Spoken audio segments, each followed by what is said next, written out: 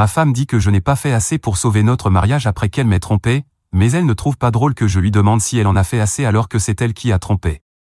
Bonjour à tous, je veux partager mon histoire et voir ce que vous en pensez, parce que ces derniers temps tout le monde semble dire que je suis le méchant dans ce que j'ai fait, alors que, d'après moi, je n'ai rien fait de mal. Pour commencer, j'ai 29 ans et ma femme en a 27. Nous nous sommes rencontrés à l'université, quand j'étais en dernière année.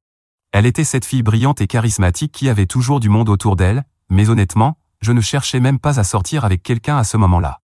J'étais plus concentré sur l'obtention de mon diplôme et sur mon entrée dans le monde du travail. Mais bon, la vie est ce qu'elle est, n'est-ce pas? Nous nous sommes rencontrés parce que nous faisions tous les deux du bénévolat pour un projet environnemental à l'université. J'étais en train de planter des arbres, pensant que ce serait un après-midi tranquille, quand elle est arrivée. Elle a littéralement trébuché sur moi pendant que j'essayais d'enterrer un arbre, chose que je n'avais jamais faite auparavant, en riant comme si de rien n'était. Nous avons commencé à discuter, avant que je ne m'en rende compte, nous échangions nos numéros. Une semaine plus tard, je l'ai invitée à sortir de la manière la moins romantique possible. Elle a ri et a dit que ce n'était pas l'invitation la plus élégante qu'elle ait reçue, mais elle a accepté. Après 5 ans de relation, j'ai décidé de la demander en mariage. Je ne suis pas du genre à faire de grandes démonstrations publiques, donc j'ai opté pour quelque chose de simple mais significatif. Nous sommes allés dans le même parc où nous avions eu notre premier rendez-vous, et pendant qu'elle jouait avec un chien, j'ai mis un genou à terre et j'ai fait ma demande. Elle a presque failli me renverser de joie, et aussi parce que le chien m'a sauté dessus à ce moment précis. Nous nous sommes mariés il y a 3 ans, et depuis, je pensais que nous avions une belle vie ensemble. Mais il y a 4 mois, tout a changé. Il s'est avéré que ma femme me trompait, pas avec n'importe qui, mais avec un client qu'elle avait rencontré au travail. Elle travaille avec des clients, donc elle interagit avec beaucoup de gens chaque jour. Je ne suis pas du genre jaloux, ni du genre à contrôler ce qu'elle fait au travail. Je lui faisais confiance. Le pire, c'est la façon dont je l'ai découvert. Un jour, je cherchais mes écouteurs et son téléphone était posé sur la table à manger. Je sais, ça fait cliché, mais je jure que je ne fouillais pas. Je voulais juste regarder l'heure, mais quand je l'ai pris, une notification de calendrier est apparue. Elle disait « Rendez-vous avec le nom du client, à 21 h, avec un emoji de verre de vin. » Je ne sais pas pour vous, mais moi, je n'ai jamais eu de rendez-vous professionnel avec du vin à 21 h. Alors j'ai un peu creusé, et après avoir jeté un coup d'œil rapide à sa conversation avec ce client, puisque je connais son code, j'ai compris ce qui se passait. Ce rendez-vous avait été planifié des semaines à l'avance, et ce n'était pas le premier. Ils avaient déjà tout un historique de messages assez explicites qui ne laissaient aucun doute. Ils parlaient même de la manière de ne pas laisser de traces. C'est là que tout a fait tilt dans ma tête. Ma femme, la femme que j'aimais, me trompait de la façon la plus ridicule possible. Ce même jour, j'ai fait mes valises et je suis parti à l'hôtel. Je lui ai seulement envoyé un message pour dire que je savais pour elle et son client et que je partais, histoire qu'elle ne me cherche pas en rentrant. Il n'y avait aucun argument qui pouvait réparer ce qui s'était passé. Je ne voulais pas la confronter, parce que rien de bon n'en serait sorti et ça n'aurait rien résolu. Quand quelqu'un brise ta confiance comme ça, pour moi, il n'y a pas de retour possible. L'appartement dans lequel nous vivions était en location, et nous payions chacun notre moitié des factures. Donc je ne voyais aucune raison d'y rester, surtout que je ne pouvais pas m'empêcher de penser qu'elle avait peut-être déjà amené son amant là-bas. J'ai même commencé à me demander s'il y en avait eu d'autres. Si je l'ai découvert par accident, combien d'autres erreurs avait-elle commises sans que je m'en rende compte? C'était une idée insupportable. Le lendemain de mon départ, j'ai parlé avec un avocat et j'ai demandé le divorce. Pour moi, il n'y avait rien d'autre à faire. Ce que nous avions était brisé, et il n'y avait aucun moyen que je puisse lui pardonner. Je voulais couper les ponts le plus vite possible et passer à autre chose. C'est là que les choses sont devenues encore plus étranges. Après mon départ, j'ai commencé à recevoir des messages de ma femme. Au début, ce n'était rien de grave, juste des questions pour savoir où j'étais et pourquoi j'étais parti sans qu'on en discute. C'est là que j'ai répondu par quelque chose de sarcastique, du genre « Tu voulais que je reste pour ton PowerPoint d'excuses ? Non merci ». Elle n'a cessé d'insister sur le fait que la chose juste aurait été que je reste et qu'on en parle, et qu'elle n'arrivait pas à croire que j'étais parti comme ça. Mais enfin, elle m'a trompé. Qui avait-il d'autre à discuter? Puis est venue la deuxième phase de sa stratégie. Elle m'a dit que ce qu'elle voulait vraiment, c'était un mariage ouvert et que je ne devrais pas être si contrarié. Apparemment, ce qu'elle avait avec ce client n'était pas de la tromperie, c'était de l'exploration. C'est là que j'ai un peu explosé. Je lui ai dit qu'elle ne pouvait pas décider unilatéralement que nous avions un mariage ouvert et s'attendre à ce que je suive le mouvement. Elle m'a demandé si, en m'ayant consulté, j'aurais accepté. Ma réponse a été simple, pas en 1 million d'années. Si elle voulait l'explorer, très bien, mais pas avec moi. Ensuite, elle a suggéré une thérapie de couple en disant que j'avais besoin d'aide pour travailler sur mes problèmes avec l'infidélité. Oui, vous avez bien lu, moi, j'avais des problèmes avec l'infidélité. J'ai été très clair, je n'avais rien à résoudre. Le seul problème ici était qu'elle avait trahi ma confiance, et les seules personnes qui devaient régler ça maintenant, c'étaient les avocats. Pendant un temps, elle a arrêté d'insister pour arranger les choses, bien que j'ai découvert plus tard qu'elle avait officiellement commencé à sortir avec le client avec qui elle m'avait trompé. Ce que je trouve ironique, parce qu'elle était désespérée de sauver notre mariage, mais je suppose qu'elle voulait juste que je lui pardonne pour pouvoir continuer à le voir en cachette. Peut-être qu'elle essayait simplement d'apprendre de ses erreurs pour ne pas se faire prendre la prochaine fois, je ne sais pas honnêtement, peu importe avec qui elle est maintenant, ce n'est plus mon problème. Mais il y a 2 semaines, elle m'a dit quelque chose qui m'a dégoûté. Elle m'a dit que si j'avais essayé de sauver le mariage, elle m'aurait choisi, comme si tout dépendait de moi. Cela m'a laissé sans voix, car la vérité, c'est que je ne veux pas la récupérer. Je ne veux pas me battre pour elle. Et si cela fait de moi un mauvais mari ou quelqu'un qui ne se bat pas pour son mariage, tant pis. Je me serais battu pour elle si elle ne m'avait pas trompé. Mais je ne vais pas me battre pour quelqu'un qui m'a déjà trahi. Je ne me lèverai même pas du canapé pour me battre pour elle, même s'il n'y avait rien de bien à la télé. Le pire, c'est que certains de mes amis m'ont dit que j'aurais dû essayer de sauver le mariage. Que d'être moderne et ouvert d'esprit est ce que les gens doivent faire de nos jours. Je respecte leurs opinions, mais je ne vois rien ici qui mérite d'être sauvé, sauf peut-être la garde du cactus que nous avons acheté ensemble. En fait, à un moment donné, je leur ai fait une proposition très sérieuse. J'ai dit, puisque vous êtes tous si attachés à cet état d'esprit moderne et ouvert, je pourrais coucher avec vos femmes, ou vos maris, dans le cas de mes amis, et ensuite vous me direz en quoi l'expérience vous aide à être plus ouvert d'esprit. Jusqu'à présent, aucun d'entre eux n'a accepté mon offre très moderne. J'étais même prêt à adoucir l'affaire, comme payer le dîner, s'ils voulaient négocier. Mais apparemment, c'est là que leur modernité s'arrêtait. Et me voilà, en train de vous demander, est-ce que je suis le méchant pour ne pas avoir lutté pour mon mariage comme tout le monde me le répète? Ou bien est-ce ma femme qui est délirante et mes amis qui sont hypocrites? Mise à jour 1. Je reviens après une semaine pour donner des nouvelles de la situation. En lisant les réponses, j'ai réalisé que beaucoup de gens étaient d'accord avec moi, il n'y avait aucune raison de se battre pour un mariage où j'avais été trahi. Même si certains insistaient pour que j'essaie, le bon sens et la logique ont prévalu. La plupart ont dit qu'il n'y avait plus rien pour quoi se battre, ce qu'ils devraient probablement dire à mon ex, puisqu'elle, au moins, ne m'écoute pas. C'est fou comme, même quand les choses paraissent si claires, il y a toujours des gens qui pensent qu'il faut faire un effort, ou que l'amour peut tout surmonter. Et honnêtement, je respecte ces opinions, mais je pense qu'il y a une limite très nette quand il s'agit de tromperie et de manque de respect. Comment peut-on se battre pour quelque chose qui a déjà été écrasé par la trahison? Bref, venons au fait, nous avons récemment eu notre première audience dans le cadre de la procédure de divorce. Nous nous sommes retrouvés face à face. J'étais préparé à de courts échanges professionnels, mais comme toujours, mon ex, ou futur ex, avait d'autres idées. La première chose qu'elle a faite a été d'essayer de me parler avant que l'audience ne commence. Honnêtement, je pensais qu'il ne s'agirait que de quelques détails concernant la procédure légale, mais non. En réalité, ce qu'elle voulait, encore une fois, c'était me demander de tout reconsidérer et que nous pourrions encore nous battre pour notre mariage. Imaginez ma tête à ce moment-là. Je lui ai dit que nous en avions déjà parlé, qu'il n'y avait pas de retour en arrière possible, et je lui ai demandé directement si elle était toujours avec son client, l'homme avec qui elle m'avait trompé. Au lieu d'essayer de nier ou de trouver une excuse, elle m'a dit la vérité, oui, je suis avec lui, mais ça ne veut pas dire que je ne te choisirais pas en premier si tu étais prêt à faire un effort. Elle a lâché ça comme si c'était la chose la plus normale du monde. Je veux que vous vous arrêtiez un instant et que vous y réfléchissiez vraiment. Selon elle, même si elle est toujours avec son amant, je devrais me sentir flatté parce que, si je faisais un effort, elle pourrait me choisir. J'ai ravalé mon rire pour ne pas lui éclater de rire au visage. Au lieu d'exploser comme j'en avais envie, je lui ai demandé, avec tout le sarcasme possible, si je suis ton premier choix aujourd'hui, pourquoi ne m'as-tu pas choisi quand tu as décidé de me tromper? Sa réponse relevait d'une étude psychologique. Elle m'a regardé et m'a dit, tout naturellement, je voulais avoir une aventure, mais ça ne change pas le fait que tu as toujours été le premier. D'après elle, avoir une aventure n'était qu'une exploration, quelque chose qui n'affectait en rien son amour pour moi, puisque j'avais toujours été son premier choix. Honnêtement, je ne sais pas dans quel monde vit mon ex, mais ce n'est certainement pas un monde où existe la logique et la cohérence. Pour moi, tout cela paraît complètement ridicule. Comment quelqu'un qui m'a trahi peut-il dire que je suis le premier? Si je l'étais vraiment, elle n'aurait pas fait ce qu'elle a fait. Pourtant, son raisonnement est tellement tordu qu'il semble digne d'une thèse sur le narcissisme ou la manipulation émotionnelle.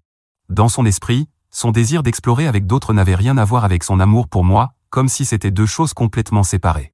Bref, je suis resté ferme et je lui ai dit sarcastiquement que, même si je me sentais flatté d'être premier sur son classement personnel, je devais refuser cette offre incroyable. Je lui ai expliqué que j'étais aussi premier dans ma propre vie, et c'est pourquoi je me choisissais moi-même plutôt qu'une narcissique qui pense pouvoir tout avoir à ses conditions. C'était notre conversation avant d'entrer dans la salle avec les avocats. J'en avais déjà assez de sa logique tordue à ce stade, mais ça ne s'est pas arrêté là. Pendant la réunion avec les avocats, son attitude a changé d'une manière très étrange. Pendant toute la discussion sur les termes du divorce, elle arborait une expression comme si j'étais le méchant de l'histoire, comme si divorcer d'elle était un crime. Je voyais sa mâchoire se crisper chaque fois qu'un avocat abordait un détail financier ou la division des biens. C'était très inconfortable, mais aussi un peu drôle à mes yeux, car son attitude n'avait aucun sens. Je me demande si sa colère venait simplement du fait que les choses ne se passaient pas comme elle le voulait.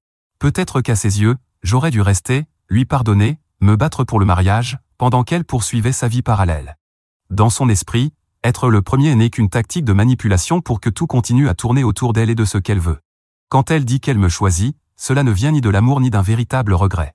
Cela vient d'un endroit où elle est toujours la protagoniste, décidant de ce que sa vie doit être et de la façon dont les autres doivent s'ajuster à sa vision des choses. Je me demande si elle comprendra un jour que les relations ne fonctionnent pas ainsi.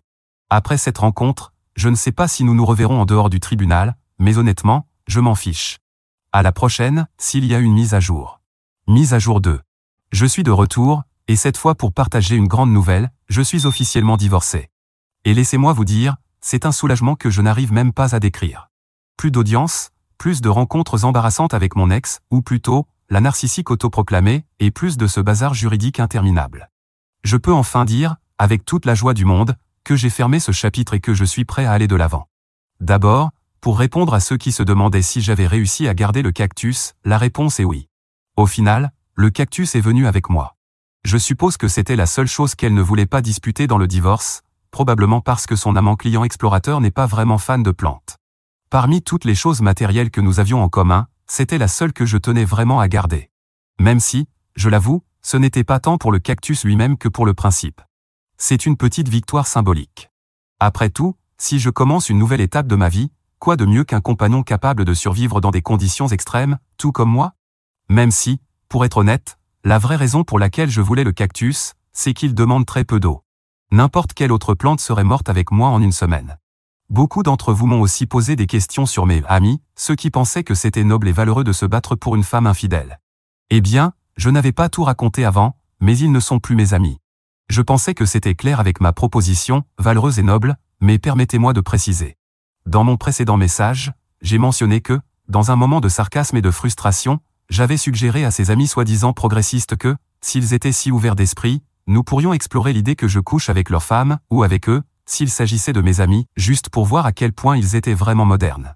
Dans ma tête, la proposition était tellement ridicule que personne ne la prendrait au sérieux. Mais surprise, ils l'ont fait. Pas de la façon à laquelle je m'attendais, bien sûr. La réaction n'a même pas été drôle. Ils se sont regardés comme si je venais de proposer un sacrifice humain en plein milieu de la pièce. Au début, je pensais qu'ils étaient en train de digérer le sarcasme, mais non, ils étaient outrés. L'un d'eux en particulier, qui avait toujours été le plus décontracté du groupe, est devenu si sérieux que j'ai presque eu l'impression de venir d'insulter sa mère. Il m'a regardé et a dit quelque chose comme « Tu trouves vraiment ça drôle ? C'est très sérieux, et ce que tu suggères est immature et offensant. » Honnêtement, je n'arrivais pas à croire ce que j'entendais. Ils peuvent me suggérer de me battre pour mon mariage avec une femme qui m'a trompé, mais ils ne supportent pas une petite dose de leur propre médecine ? Après cette conversation gênante, les choses sont devenues encore plus tendues. Petit à petit, ils ont commencé à prendre leur distance. Vous savez comment ça se passe dans les groupes d'amis, quand quelqu'un commence à vous éviter, les sorties de groupe deviennent plus rares, les messages dans le groupe se ralentissent, et finissent par disparaître complètement. Le plus drôle, ou le plus triste, selon la façon dont on voit les choses, c'est qu'ils ne m'ont même pas dit au revoir formellement.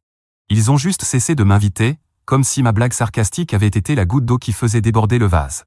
Donc voilà. Je n'ai plus ces amis qui voulaient que je me batte pour quelque chose qui n'en valait pas la peine. Et honnêtement, je pense qu'ils m'ont rendu service. Après tout, qui voudrait être entouré de gens qui ne respectent pas vos décisions et qui vous demandent de sacrifier votre dignité au nom d'une relation ratée? D'ailleurs, ce n'étaient même pas mes amis les plus proches, juste un groupe d'amis du couple. Donc je suppose qu'ils ont choisi le camp de ma femme dans le divorce, et voilà tout. En parlant d'aller de l'avant, l'un des meilleurs aspects de tout ce processus, c'est la possibilité de rencontrer quelqu'un de nouveau. Quelqu'un qui ne me trompera pas et ne s'attendra pas ensuite à ce que je me batte pour le mariage comme si j'étais le méchant. Je me sens plutôt optimiste pour l'avenir. Je veux dire, il doit bien y avoir des gens normaux quelque part, non? Des gens qui comprennent que la monogamie n'est pas un concept dépassé, et qui ne vous demanderont pas de pardonner l'impardonnable au nom de la croissance personnelle. Depuis le divorce, J'ai eu quelques rendez-vous sans engagement, rien de sérieux pour l'instant, mais c'est un début. Après tout ce qui s'est passé, je ne cherche pas à me jeter dans une relation immédiatement. Je prends mon temps, je rencontre des gens, je profite de mon indépendance et j'apprécie les petites choses que j'avais tendance à négliger. Et oui, je sais que certains d'entre vous se demandent probablement, mais qu'en est-il de ton ex? A-t-elle essayé de te contacter depuis le divorce? Eh bien, oui, il y a eu 1 ou 2 messages de sa part. Des petites choses, comme comment vas-tu? Oui, est-ce que tu as pris ce livre qu'on avait acheté ensemble? La partie surprenante, c'est qu'aucun de ces messages ne mentionnait le cactus, ce qui me fait penser qu'elle ne se souvenait même pas qu'il existait. Bien sûr, je les ai tous ignorés. Mise à jour 3. Cela fait un moment depuis ma dernière mise à jour, mais me revoilà, 1 an et demi après mon divorce, pour vous dire comment les choses se passent. Et oui, avant que vous ne demandiez, le cactus est toujours en vie. Je sais que beaucoup d'entre vous s'inquiétaient plus pour le cactus que pour moi. Ce n'est pas comme si c'était une plante pleine de personnalité, mais il est toujours là, toujours vert, et il ne s'est pas plaint de l'endroit où je l'ai mis dans ma nouvelle maison. Du moins, pas de façon évidente, n'est-ce pas? Il ne m'a pas envoyé de signaux de fumée et n'est pas apparu dans mes rêves pour dire qu'il était triste. Autant que je puisse en juger, il va bien, même si je dois admettre que je ne suis pas le meilleur pour prendre soin des plantes. Si le cactus a déjà été déprimé, il me l'a plutôt bien caché. Passons maintenant à la partie vraiment importante. Pendant ce temps, j'ai rencontré quelqu'un, et les choses se passent plutôt bien. Nous sortons ensemble depuis un moment, assez longtemps pour que la conversation sur mon ex revienne plus d'une fois. Et le meilleur dans tout ça, c'est qu'après lui avoir raconté toute l'histoire, oui, y compris l'épisode du cactus et de mes amis progressistes, je sais que quelqu'un allait demander, elle m'a regardé et m'a dit que je n'étais définitivement pas le méchant dans cette histoire. Honnêtement, entendre ces mots a été un vrai soulagement.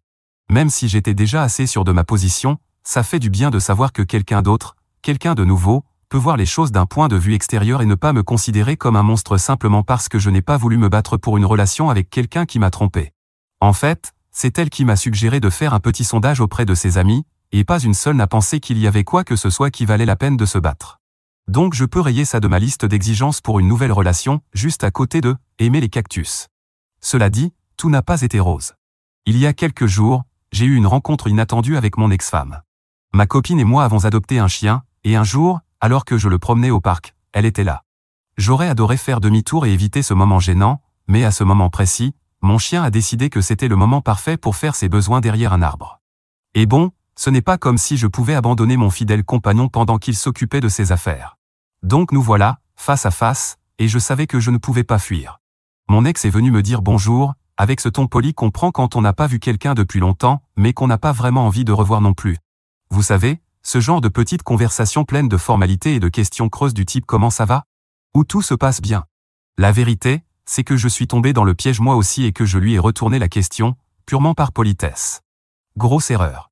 Il s'est avéré que mon ex n'avait pas compris qu'il ne s'agissait que d'une courtoisie, et non d'une invitation à me raconter sa vie depuis notre séparation. Pendant que mon chien me regardait comme pour me demander quand est-ce qu'on en aurait fini pour qu'il puisse rentrer faire sa sieste, mon ex a commencé à énumérer toute une série de choses qui n'allaient pas pour elle. Je ne vais pas vous ennuyer avec les détails, la plupart ne m'intéressaient pas, et ne vous intéresseraient pas non plus. La seule partie intéressante, c'est quand elle a mentionné que les choses avec son client n'avaient pas fonctionné. Apparemment, et c'est là le comble de l'ironie, il l'a trompée. L'homme avec qui elle m'avait trompé a fini par lui faire exactement la même chose. À ce moment-là, la chose la plus intelligente aurait été de partir, mais je suis resté un peu plus longtemps, parce qu'au fond, je suis un peu masochiste et je voulais voir jusqu'où ça allait aller. C'est alors que je n'ai pas pu résister à lui poser une question. Je lui ai demandé, il explorait simplement aussi. Elle m'a regardé, complètement perdu, et m'a dit, « Quoi ?» Alors j'ai pris la liberté de préciser, « Peut-être que tu n'as tout simplement pas assez lutté pour ta relation. Peut-être que si tu l'avais fait, il t'aurait choisi parce que tu étais sa numéro 1. » Sa réaction valait de l'or. Elle m'a regardé comme si je venais de lui faire la blague la plus cruelle du monde, mais j'étais parfaitement sérieux. Pour une raison quelconque, tout comme mes anciens amis, elle n'a pas aimé ce qu'elle a entendu. Après quelques regards gênés, et en remarquant que mon chien avait terminé ses affaires et était aussi prêt à partir que moi, je lui ai dit que ma copine m'attendait pour dîner. Je lui ai dit au revoir poliment et je suis parti avec mon chien. Mise à jour 4. Cela fait un bon moment, exactement 2 ans, depuis ma dernière mise à jour. Honnêtement, je n'avais pas prévu d'en écrire une autre, mais après tout le soutien que j'ai reçu dans les messages précédents, j'ai pensé que je devais revenir vous dire comment va la vie. Et la réponse, même si elle est un peu prévisible, c'est que tout va toujours plutôt bien. Je suis toujours avec la même copine, mon chien a maintenant appris le signal que je lui donne quand il est temps pour nous deux, nous éclipser ensemble, et mon cactus survit toujours, malgré le fait que ce soit moi qui m'en occupe, même si ma copine a aidé aussi. Mais ne vous inquiétez pas, je n'ai pas encore eu besoin d'utiliser le plan d'évasion, parce que je n'ai pas recroisé mon ex dans le parc en promenant le chien. Cela ne m'a pas empêché de tomber sur elle dans la rue, cependant. J'étais en train de faire du shopping, marchant sur le trottoir, quand soudain je l'ai vue, mon ex, sur le même côté de la rue, à quelques mètres de moi. Mon premier réflexe a été la panique, j'avoue.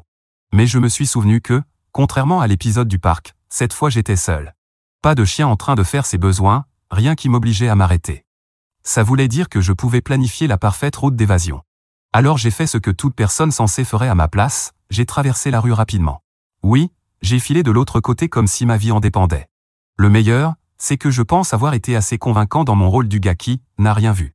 Même si je l'ai aperçu me faire un signe de la main du coin de l'œil, je suis resté fidèle à ma stratégie de regarder ailleurs, comme si j'étais plongé dans de profondes pensées. Le plus drôle, c'est que si elle s'est rendue compte que je l'avais effectivement vu et que j'avais simplement choisi de ne pas lui dire bonjour, eh bien, je pense que c'est mieux ainsi pour nous deux.